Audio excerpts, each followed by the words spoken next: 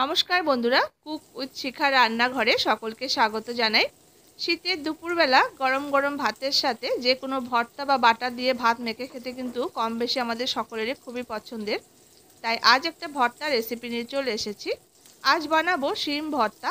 আর এই শিম ভর্তাটা যদি এইভাবে করা হয় তাহলে তো কোনো কথাই নেই। এক থালা গরম ভাত কখন যে আপনারা খেয়ে ফেলবেন তা বুঝতেও পারবেন না, এতটা টেস্টি খেতে হয় এই শিম ভর্তাটা এইভাবে তৈরি করলে। তো আশা করছি রেসিপিটি সকলের খুবই ভালো লাগবে। ভালো লাগলে অবশ্যই লাইক শেয়ার করার অনুরোধ রইল। তো দেখে নেওয়া যাক রেসিপিটি। তো শিম ভর্তা তৈরি করার জন্য আমি এখানে শিম নিয়ে নিয়েছি। তো শিমটাকে মাথার দিকে আর পিছনের দিকে কেটে সুতোর মতো অংশটাকে কিন্তু ফেলে দিয়েছি। আর খুব ভালো করে শিমটাকে আমি ধুয়ে নিয়েছি। আর এই শিম ভর্তা করার জন্য চেষ্টা করবেন একটু কচি কচি ধরনের শিম নেওয়ার জন্য। তো আমি এখানে চড়া চড়া ধরনের যে কালো কালো শিমগুলো হয় সেগুলো নিয়েছি।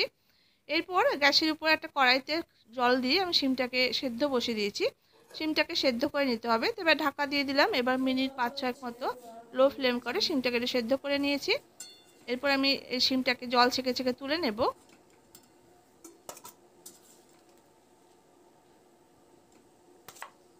এই শীতের দুপুরবেলা যে কোনো ভর্তা দিয়ে ভাত খেতে কিন্তু বেশ ভালো লাগে। বেগুন ভর্তা, শিম ভর্তা, যে কোনো ভর্তা কিন্তু দারুণ লাগে খেতে ভাত দিয়ে মেখে। তো এইভাবে তৈরি করে একবার খেয়ে দেখবেন, আশা করছি আপনাদের ভালো লাগবে। এরপর গ্যাসের উপরে একটা ফ্রাইং প্যান বসিয়ে দিয়েছি। তাতে সামান্য আমি সরষের তেল দিয়ে তেলটাকে গরম করে নেব।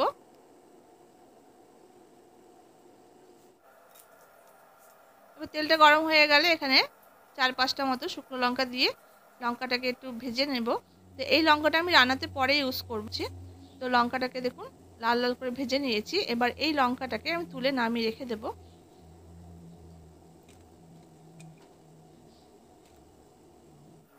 এরপর ওই তেলের মধ্যে এবার শিম যেগুলো আমি ভাপিয়ে রেখেছিলাম সেদ্ধ করে, সেই শিমগুলো এক এক করে দিয়ে শিমগুলোকে বেশ করে একটু ভেজে নেব।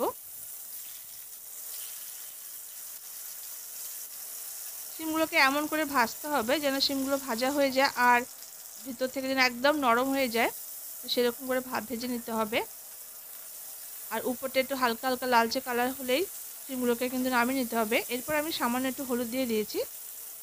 হলুদটা কিন্তু অপশনাল, তবে দিলেও কিন্তু দেখতেও ভালো লাগবে। শিমগুলোকে বারবার করে একটু উল্টে পাল্টে নিয়ে শিমগুলোকে একটু ভেজে নেব। তো দেখুন শিমগুলোকে উল্টে পাল্টে বারবার করে শিমগুলোকে কিন্তু সুন্দর করে দেখুন ভেজে নিয়েছি। একদম লালচে রং ধরে গেছে প্রতিটি শিমে গায়ে। এরপর আমি একটা প্লেটে শিমগুলোকে নামিয়ে রাখবো। আর শিমগুলো কিন্তু খুব সুন্দর করে কিন্তু নরম হয়ে গেছে, ভিতর থেকে একদম কিন্তু সেদ্ধ হয়ে গেছে খুব ভালো করে। তো জলে আমি একটুখানি ভাপিয়ে নিয়েছিলাম প্রায় 70% মতো, আর বাকিটা কিন্তু এই ভাজাতেই কিন্তু সুন্দর করে শিমগুলো নরম হয়ে গেছে, একদম সেদ্ধ হয়ে গেছে। এবার সমস্ত শিমটা আমি নামিয়ে নিয়েছি। এবার ওই তেলের মধ্যে এখানে আলুগুলো দিয়ে দিচ্ছি। তো এখানে কিন্তু আমি একটু আলু অ্যাড করেছি, তাহলে খেতে ভালো লাগবে। কিন্তু আলুটা কিন্তু পুরোপুরি অপশনাল, আপনারা ইউজ করতে পারেন চাইলে, আর না চাইলে কিন্তু আলুটাকে স্কিপ করতে পারেন। আমি এখানে একটা বড় সাইজের আলুকে সেদ্ধ করে নিয়েছি প্রথমে, তারপরে এইভাবে করে একটু মোটা মোটা রেখে রেখে আলুগুলোকে কিন্তু একটু স্লাইস করে নিয়েছি। দেখুন আপনারা দেখলে বুঝতে পারবেন কেমন করে আমি কেটে নিয়েছি আলুটাকে। এবার আলুটাকে দিয়ে একটু নাড়াচাড়া করে আলুটাকে ভেজে নেব। আর এখানে দুটো টমেটোকে ফালি করে দিয়ে দিয়েছি। একটু টক টক মতো লাগবে, খেতে ভালো লাগবে। তবে টকের পরিমাণটা যদি আপনারা বেশি খেতে চান সেক্ষেত্রে টমেটোর পরিমাণটা বাড়িয়ে বা যদি কম খেতে চান কমিয়ে নিতে পারেন, যেটা আপনাদের ভালো লাগে। তো দেখুন এবার ঢাকা দিয়ে রেখেছিলাম যাতে টমেটোটা খুব সুন্দর করে ভালোভাবে তাড়াতাড়ি নরম হয়ে যায়। একটু ঢাকা দিয়ে রাখলে ভালো হবে। এরপরে ঢাকাটা খুলে নিয়েছি এবং ভাজাটা হয়ে গেছে। আলুটাকে নামিয়ে নিয়েছি। যেহেতু আলুটা আগে থেকে একটু সেদ্ধ করা ছিল তাই খুব বেশি সময় লাগে না ভাজা করতে। এরপর টমেটোটাকে আমি এক সাইডে সরিয়ে দেওয়ার পরে ওই বাকি তেলের মধ্যে 5-6টা মতো কাঁচা লঙ্কা দিয়ে দিয়েছি। আর এখানে 7-8 রসুন দিয়ে দিয়েছি।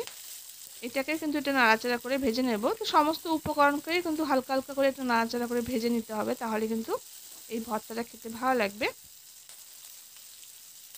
তো লঙ্কাটা দিয়ে দেখুন নাড়াচাড়া করে লঙ্কাটাকে একটু ভেজে নিচ্ছি।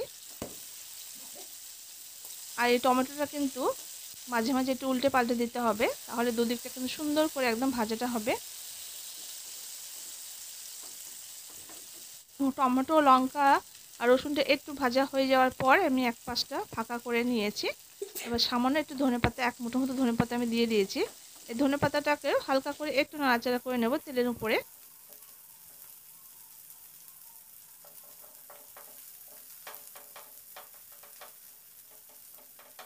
তো এইভাবে বন্ধুরা যদি আপনারা কেউ শিম ভর্তা না খেয়ে থাকেন একবার অবশ্যই ট্রাই করে দেখবেন, তো খুব ভালো লাগবে খেতে।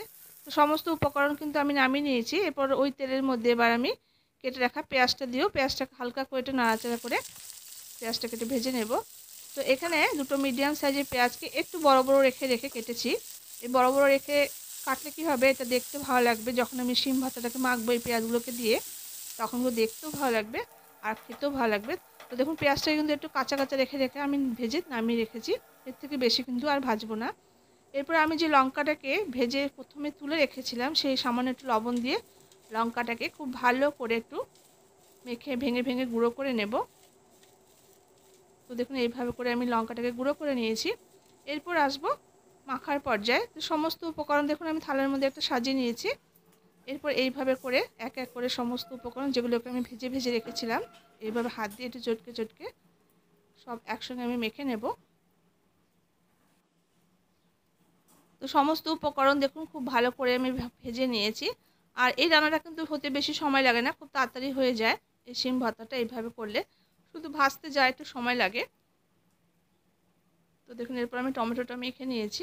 এরপর দেখুন যে ধনেপাতা তারপরে পেঁয়াজটা মেখে নিয়েছি। এরপর আলুটাকে একটু মেখে মেখে নিচ্ছি। তো আলুটা কিন্তু যদি আপনারা পছন্দ করেন তাহলে অ্যাড করতে পারেন, না হলে আলুটাকে কিন্তু বাদ দিয়ে এটা করা যাবে। তো আলুটা আমি একটু দিয়েছি, খেতে যেতে আরও মুখরোচক লাগবে, তাই আমি অ্যাড করেছি। তবে পুরোপুরি এটা আপনাদের ইচ্ছার উপর, যদি ভালো লাগে অ্যাড করবেন, না হলে আলুটা স্কিপ করতে পারেন। এরপর দেখুন শিমটাকেও এইভাবে করে একটু মেখে নিচ্ছি। আর বন্ধুদের শিমের মধ্যে যদি দানা থেকে থাকে, সেই দানাগুলো যদি আপনারা পছন্দ করেন খেতে নিতে পারেন, নাহলে দানাগুলো কিন্তু একটু বেছে বেছে ফেলে দিতে পারেন। তো ফ্রিজের মধ্যে যেই শিমগুলো ছিল সেগুলো দিয়ে কিন্তু আমি রেসিপিটা করছি। তবে আপনারা চাইলে সেগুলো বাজার থেকে কচি কচি যে শিমগুলো হয় সেগুলো দিয়েও কিন্তু করে খেতে পারেন। আর অনেক সময় কী হয়, আমাদের ফ্রিজের মধ্যে অনেক সময় সবজি টবজি পড়ে থাকে, তো সেগুলো দিয়েও কিন্তু করা যাবে এই শিম দিয়ে। তো সমস্ত উপকরণ খুব ভালোভাবে দেখুন আমি মেখে নিয়েছি। এরপর টেস্ট হিসাবে এখানে সামান্য একটু লবণ দিয়ে দিয়েছি। আর এখানে সামান্য পরিমাণ একটু কাঁচা সর্ষের তেল দিয়ে দিয়েছি। যখন আপনারা এটাকে সার্ভ করবেন গরম গরম ভাতের সাথে, তার আগে একটু কাঁচা সর্ষের তেল ছড়িয়ে দিয়ে এইভাবে মেখে নিয়ে সার্ভ করবেন, দারুণ লাগে খেতে। আর যে লঙ্কা ভাজাটাকে আমি গুঁড়ো করে রেখেছিলাম সেটা দেখুন উপর থেকে একটু ছড়িয়ে দিচ্ছি। এইভাবে একটু দেখতেও ভালো লাগবে আর একটু ঝাল ঝাল লাগবে, খেতেও কিন্তু ভালো লাগবে। শিম ভর্তা কিন্তু আমার গরম গরম ভাতের সঙ্গে খাওয়ার জন্য একদম রেডি। তো দেখুন কতটা সুন্দর দেখতে লাগছে, খেতেও কিন্তু ভীষণ ভালো লাগে গরম গরম ভাতের সাথে শীতের দুপুরে। তো আশা করছি রেসিপিটি ভালো লেগেছে। ভালো লাগলে লাইক করবেন, শেয়ার